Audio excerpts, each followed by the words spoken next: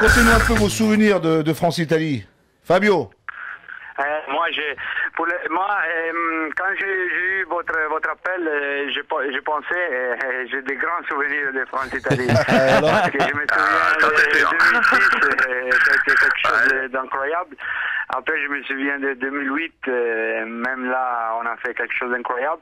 Mais je me souviens aussi du match qu'on a fait à Paris après la Coupe du Monde, où on a pris une claquette de l'équipe de France, pas mal. Mais toujours un grand match, toujours un match avec deux grandes équipes. Et je pense que ce soir, ça va être la même chose.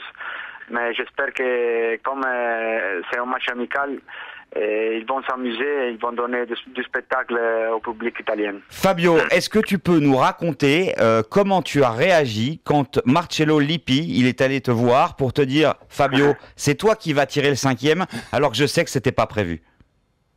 C'était pas prévu. On avait fait une grande bataille parce que ça fait 120 minutes de grands matchs avec une équipe magnifique comme elle est la France. Et après, le coach il est venu à côté de moi et il m'a dit donc Fabio, c'est à toi maintenant, tu vas frapper les 5e. Et moi, je l'ai regardé un peu comme ça et j'ai dit mais coach, t'es sûr? Et lui m'a dit oui, c'est sûr. Donc c'est lui qui t'a donné la confiance. Okay, bon, il lui a offert le plus beau cadeau de sa carrière. Et on est allé avant. Ouais. Le plus beau cadeau de sa carrière ou la plus grosse pression aussi. Hein. Mais bon, oui, c'est une pression qui se termine bien. Hein, parce que Fabio, pour avoir été à Lyon avec lui dans le vestiaire, je sais qu'il nous l'a rappelé, Greg. Tu vas pas l'affirmer. Il nous a rappelé son titre de champion du monde et surtout que c'est lui qui a quand même tiré il chambrait. Non, c'est pas Fabio. Parce que Fabio reste un bon chambreur, mais gentil. Dis Fabio, c'est pas méchant. Fabio, je vais être un petit peu nostalgique quand même. Mais une question, à ton avis, si on avait gardé Zizou à 11 contre 11, vous gagnez? On ne sait jamais. Parce que vous étiez quand même pas bien là.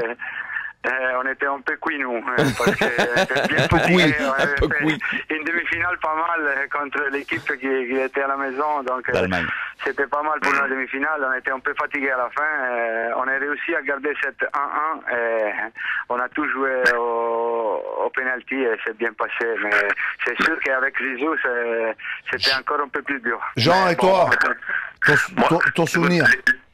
L'évocation, en tout cas, de cette finale de Coupe du Monde, pour Fabio, je veux dire, montre à quel point la rivalité entre les deux équipes est probante. Mais moi, j'étais sur le banc lors de cette finale de Coupe du Monde.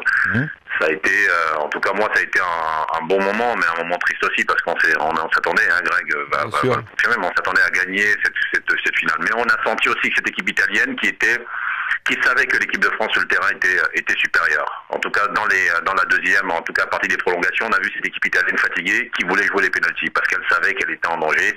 Je pense que l'expulsion de Zidane a amené une bouffée d'oxygène et une espérance encore plus grande pour arriver au tir au but et là où il se disait beaucoup plus fort. Mais il y a eu d'autres confrontations. Hein. Juste derrière, on gagne. Après, en 2008, on perd contre cette équipe italienne. Mais il n'y a jamais de match amicaux contre l'Italie. Fabio va le confirmer parce que il y a une rivalité entre les deux et puis surtout, on veut montrer qu'on est le plus fort. Donc aujourd'hui, on va citer un gros match.